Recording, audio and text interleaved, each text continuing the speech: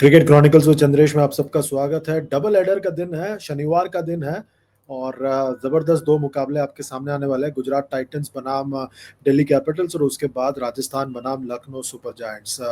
तो शुरुआत करते हैं पहले मुकाबले के साथ। जो पहला मुकाबला है वो खेला जाएगा अहमदाबाद के सबसे बड़े स्टेडियम में और ये मुकाबला होगा गुजरात और दिल्ली के बीच में। गुजरात की टीम इस वक्त जो है सारा कुछ जो है इनका फोकस उनके दोनों ओपनर्स और उसके बाद जॉस बटलर पर है और उसके बाद जो उनकी गेंदबाजी है, जो जबरदस्त गेंदबाजी है, सिराज और प्रसिद्ध कृष्णा, साई किशोर और उसके साथ साथ राशिद खान, ये उनकी गेंदबाजी पर जो ओपनिंग बल्लेबाजी है उनकी साई सुदर्शन और शुभमन गिल, इनको और तेजी से रन बनाने की जरूरत है। मैं तो पहले दिन से कह रहा हूं कि यहाँ पर शुभमन गिल के जगह पर जॉस बटलर को ओपन करना चाहिए ताकि जॉस बटलर जो है वो शुरुआत में ही धुआंधार बल्लेबाजी कर सके। ये दोनों साई सुदर्शन और शुभमन गिल दोनों कंजर्वेटिव बैटर हैं, बड़े बड़े प्यार से आराम से वनडे क्रिकेट के स्टाइल में बल्लेबाजी करते हैं। ये दोनों जब साथ में बल्लेबाजी करेंगे ना, दिक्कत होगी गुजरात को एक मोमेंटम पाने के लिए, क्योंकि उनके पास वहां पर जॉस बटलर भी है और बाद में जो है शर्फेन रदरफोर्ड भी है। तो उनका आप सही से इस्तेमाल नहीं कर पा रहे हो बिकॉज आप जो है शुरुआत में ही थोड़ा कंजर्वेटिव अप्रोच के साथ जा रहे हो। मैं अगर गुजरात के कैंप में या खेमे में किसी से बात कर सकूं तो मैं बात फिर एक बार दोहराऊंगा कि ओपन कराइए वहां पर जॉस बटलर और साई सुदर्शन के साथ और बाद में शुभमन गिल और उसके बाद शर्फेन रदरफोर्ड, ताकि आप जो है आपके पास एक कंजर्वेटिव बल्लेबाज साई सुदर्शन के रूप में, फिर एक धुआंधार बल्लेबाज जॉस बटलर के रूप में, फिर एक कंजर्वेटिव बल्लेबाज शुभमन गिल के रूप में, फिर आपके पास शर्फिन रदरफोर्ड जो धुआंधार बल्लेबाजी कर सकते हैं। आपके पास वहां पर शाहरुख खान भी है बाद में जो आके रन बना सकते हैं तेजी से। आप उसका भी इस्तेमाल कर सकते हो। आप दसुन शानका भी आ चुके हैं वहां पर, आप उसका भी इस्तेमाल कर सकते हो। तो आपके पास तेजी से रन बनाने वालों की एक फेहरिस्त, एक लंबी फेहरिस्त बन जाएगी। तो आप जरा उसको सोच कर करें तो बेहतर है मेरे हिसाब से। पर गेंदबाजी की जहां तक बात है, मुझे लग रहा है गेंदबाजी में ऐसी कोई दिक्कत नहीं है गुजरात टाइटंस को, क्योंकि गेंदबाजी में उनके पास साई किशोर है जिन्होंने बहुत जबरदस्त गेंदबाजी की है। मुझे लगता है irrespective of the wickets, Sai Kishore इस वक्त T20 क्रिकेट में one of the best left arm spinners Bharat में। मैं आपको एक बात कह रहा हूँ कि उनका भारत में जो दबदबा है, जो वर्चस्व है, वो बरकरार रहना चाहिए। उन्होंने भारत के लिए 3 T20 खेला है एशियन गेम्स में। मैं उम्मीद करता हूँ कि उनको और मुकाबले मिले, जैसे बांग्लादेश का दौरा होगा, बाकी जो दीगर T20 बायलैटरल सीरीज होंगे, आप उसमें उसको मौका दें because I think he is a terrific bowler. वहाँ पे राशिद खान है जो अब तक मतलब उतना ज्यादा कमाल नहीं किया पर वो वहाँ पर है। और उसके अलावा जो है आपके पास वहां पर जो है मोहम्मद सिराज है, बहुत जबरदस्त गेंदबाजी कर रहे हैं। प्रसिद्ध कृष्णा बेहतरीन गेंदबाजी कर रहे हैं। आपको जो है कुलवंत किजरोलिया ने भी अच्छा प्रदर्शन करके दिया है। And you haven't really have had to use Gerald Coetzee. ये इसके बावजूद कि वहां पर कगिसो रबाड़ा मौजूद नहीं है, वो वापस चले गए हैं और ग्लेन फिलिप्स भी वापस चले गए हैं और उनके जगह पर दसुन चानका है। So they haven't really had the need to use the most of the foreign players. So I think that tells you that they are a very good unit right now. बस बैटिंग ऑर्डर सॉर्ट आउट कर दे, मुझे लगता है they will be even better than what they are right now. और दूसरी तरफ उनके सामने है दिल्ली कैपिटल्स, जो इस वक्त पिछले मुकाबले में जो जीत हासिल की थी उन्होंने राजस्थान रॉयल्स के सामने, उसके बाद तो अलग ही लेवल पर है। मतलब 6 मुकाबलों में 5 मुकाबले जीतना लाजवाब। और देखिए अप्रैल का महीना खत्म भी नहीं हुआ, उसके अंदर वो क्वालिफाई करने के कगार पे आ गए। एक दो और जीत they will qualify for the playoffs. मतलब more or less qualify for the playoffs. मतलब इससे ज्यादा क्या करेगा कोई टीम T20 कंपटीशन में। कंसिस्टेंसी लाना बहुत मुश्किल है। स्टार्क ने जो गेंदबाजी की पिछले मुकाबले में राजस्थान के खिलाफ, एकदम लाजवाब। क्या गेंदबाजी की, सटीक गेंदबाजी की, मजा आ गया उनकी गेंदबाजी को देखकर। And he was absolutely pin point accurate. और आखिरी 2 ओवर में जो यॉर्कर पे यॉर्कर डाल रहे थे, जबरदस्त। सुपर ओवर भी एकदम बेहतरीन गेंदबाजी की उन्होंने, मजा आ गया उनकी गेंदबाजी को देखकर। And I think full marks for him. Kuldeep Yadav भी बहुत जबरदस्त गेंदबाजी कर रहे हैं और विपराज निगम है जो अच्छी लेग स्पिन डाल रहे हैं। और तो उनकी गेंदबाजी, और अक्षर पटेल है बीच में जो आके फटाफट फटाफट फटाफट आके गेंदबाजी करते हैं और बल्लेबाज पर अंकुश लगाते हैं। सबसे अच्छी बात है कि उनके पास बहुत सारे ऑप्शन है गेंदबाजी में।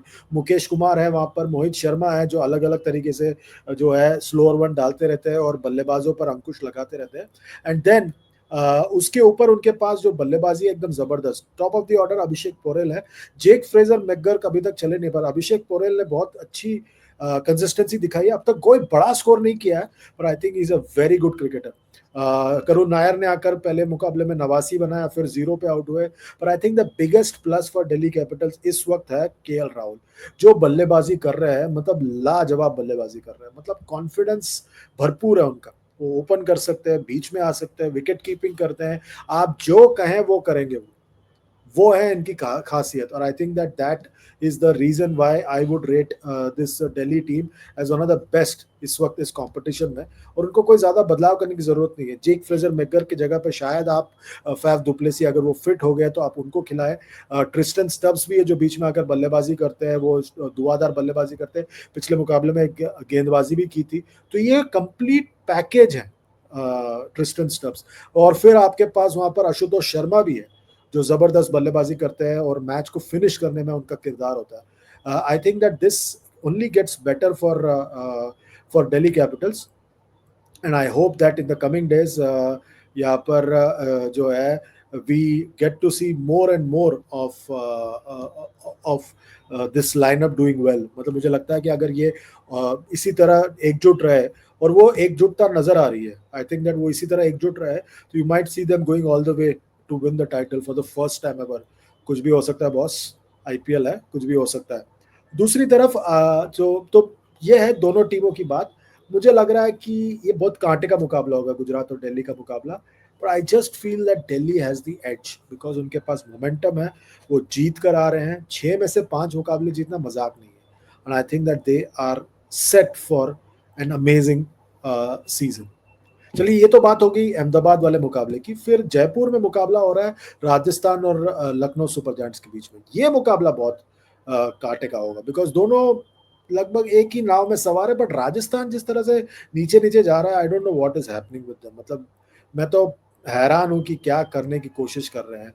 गेंदबाजी की अगर बात करें तो जोफ्रा आर्चर ने रफ्तार से गेंदबाजी करना शुरू कर दिया है, पर पिछले मुकाबले में इनका इस्तेमाल ही नहीं किया इन्होंने ठीक से। मतलब आप कैसे इनको आप सुपर ओवर नहीं दिला सकते। ये इतनी रफ्तार से गेंदबाजी कर रहे हैं, एक्यूरेट गेंदबाजी कर रहे हैं, आपने उनको गेंदबाजी नहीं दी। वनिंदु असरंगा आ गए हैं वापस और उन्होंने गेंदबाजी करना शुरू कर दिया, अच्छी तरह से विकेटें निकाल रहे हैं और दबाव बना रहे हैं बल्लेबाज पर। महीश दीक्षाना ने उस तरह का प्रभाव नहीं डाला है जो हम उम्मीद करते हैं महीश दीक्षाना से। आई थिंक दैट उनके लिए जरूरी ये होगा कि वो जो है फिर एक बार उन पर भरोसा जताए। गेंदबाजी में उनके पास वहां पर संदीप शर्मा भी हैं, जिन्होंने पिछले मुकाबले में जो है अच्छी गेंदबाजी की थी, और सुपर ओवर में उनसे काफी उम्मीद थी, पर वो उस तरह से चले नहीं और बड़े आसानी से रन बन गए वहां पर दिल्ली कैपिटल्स के चेस में।